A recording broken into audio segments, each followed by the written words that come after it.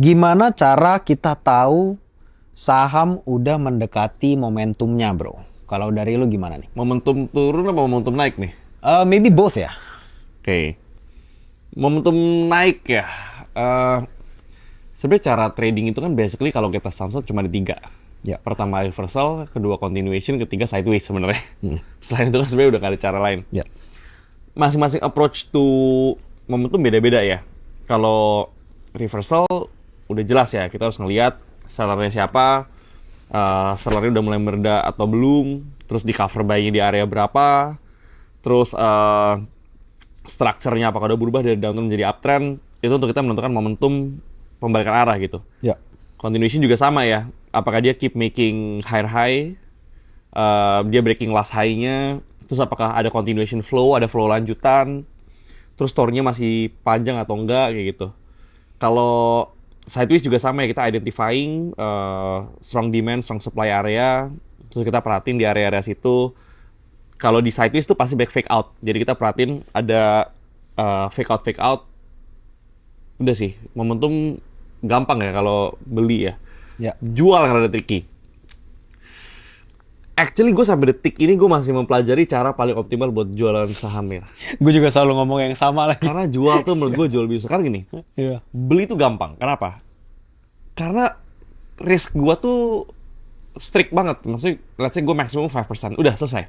Gue cuma cut kalau dia turun 5% di bawah harga average gue kayak gitu. Cuma kalau jual kan, gue bisa naik 50%, 100%, 200%. Jual tuh jauh lebih tricky. Jadi apa yang gue lakukan adalah, gue bisa trimming sih. Jadi kalau gue merasa udah overshoot, terus gue paling suka indikatornya gue liat Broxum lah. Gue liat Broxum, retail udah terlalu banyak, terlalu FOMO. Terus ketika dia naik, volume udah mulai declining, nah itu tanda-tanda gue mulai trimming. Ya. Tapi seringkali, kalau sekarang ya, gue sekarang malah nggak pernah, jarang trimming pas dia bull. Jadi gue trimnya tuh ketika dia break structure-nya di short time frame. Jadi ketika udah balik arah di short time frame, baru gue start trimming portion gue pelan-pelan. Jadi gue jagainnya di uptrend time frame yang lebih kecil kayak gitu. Oke. Kalau momentum gitu, lu gimana? I see. Kalau dari gue sebenarnya mirip-mirip ya. Prinsip utamanya yang pertama market structure. Betul. Kayak yang tadi lu bilang kan ada uptrend, sideways, and downtrend. Downtrend. Ya kan.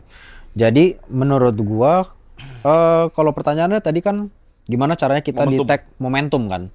Jadi menurut gue momentum itu adalah perubahan dari market structure yang sideways jadi uptrend atau downtrend. Atau downtrend, betul. Gitu kan.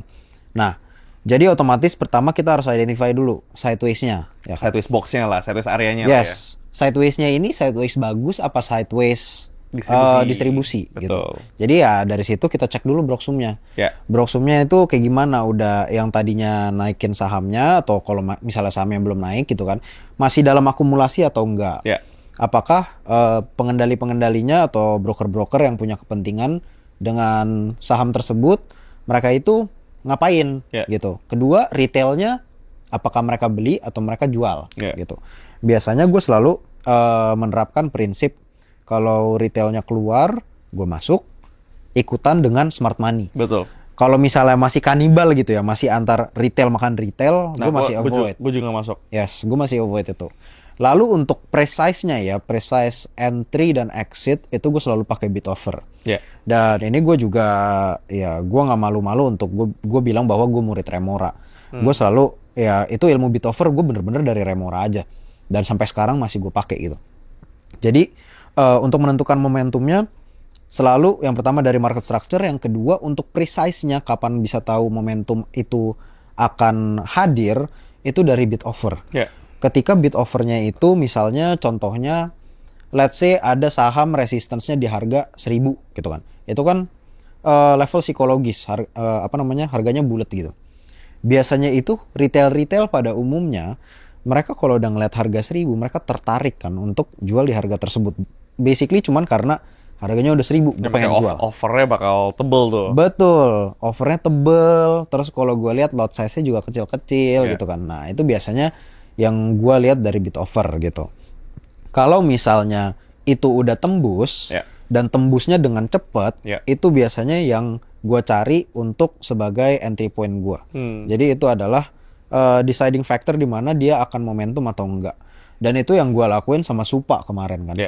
Supa itu tiba-tiba dia waktu itu range-nya itu masih di 900 sampai 910, dia cuman gerak di situ doang.